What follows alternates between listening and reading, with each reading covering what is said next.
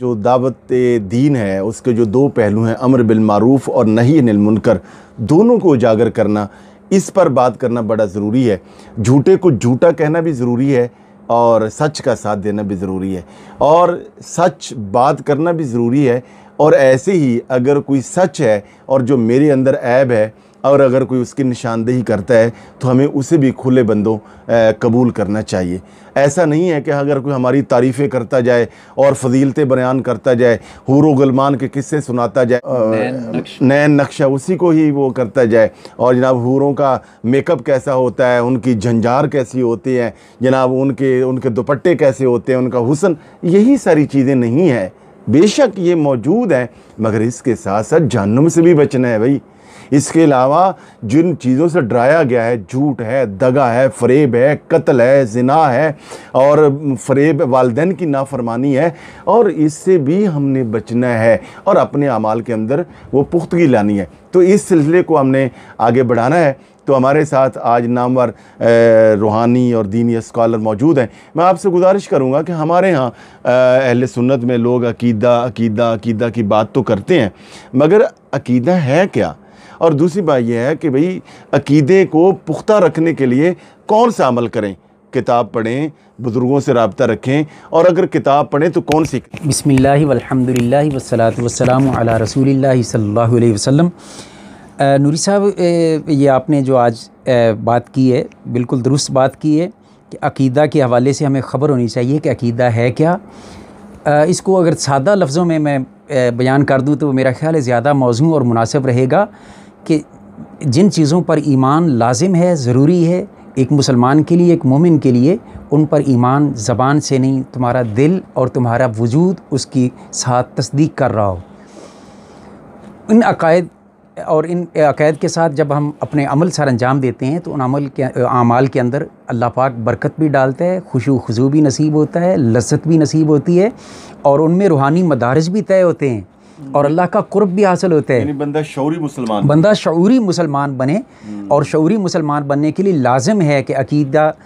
کے حوالے سے وہ بڑا مضبوط ہو اور پختہ ہو اور علم سے ہو۔ اور علم کے لیے لازم یہ ہے، جیسا کہ آپ نے فرمایا، پہلی چیز یہ ہے کہ اہل علم کی صحبت۔ اہل علم سے مراد بھی وہ اہل علم ہوتے ہیں جو علم پر عمل کرنے والے ہوتے ہیں، جن کی حالت یہ ہوتی ہے کہ زبان سے بعد میں بات کرتے ہیں، پہلے اپنے عمل میں لاتے ہیں۔ تو ایسے علماء کی صحبت اور سنگت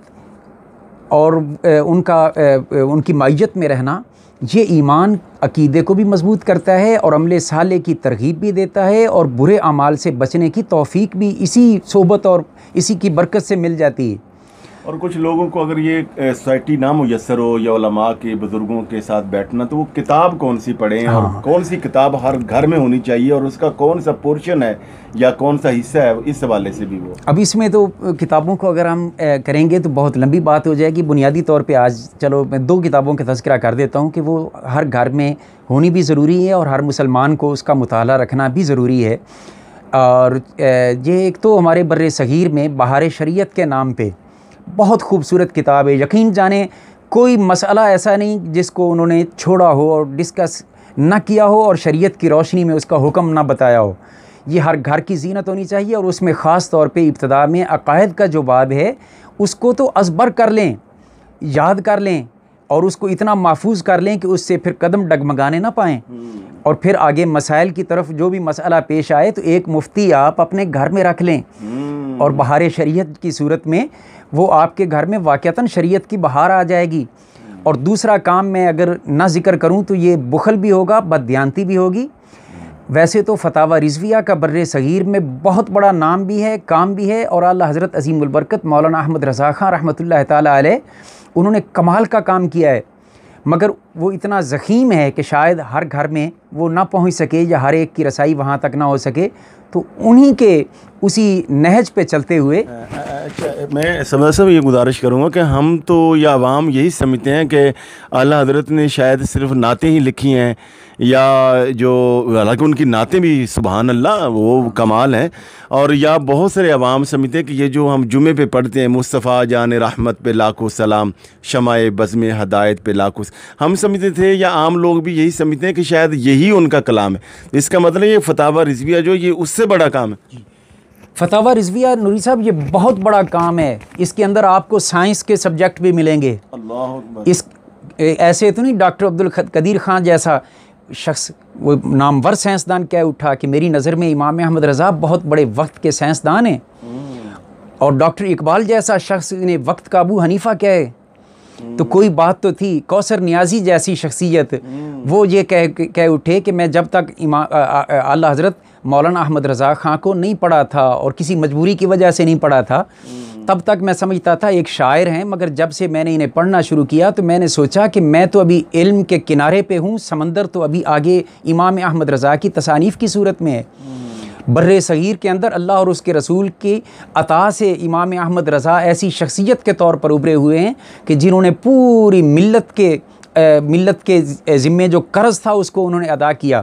اور فتاوی نوری رضویہ کی 30 ضخیم جلدیں وہ اس بات کا بجن ثبوت ہیں۔ اس میں دنیا کے ہر مسئلے کو آپ نے ڈسکس کیا اور اس پر ماحق کو روشنی ڈالی،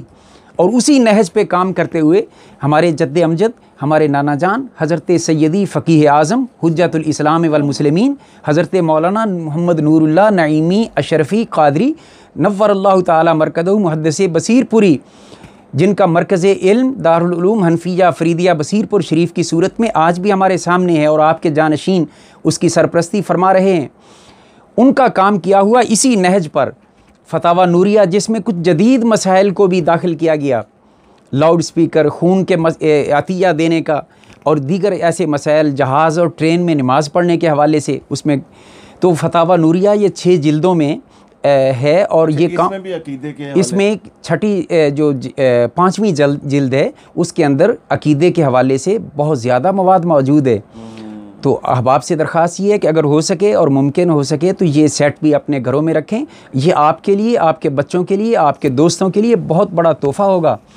کہ اس کے اندر دینی مسائل، وہ ضروریات کے سارے مسائل تفصیل کے ساتھ،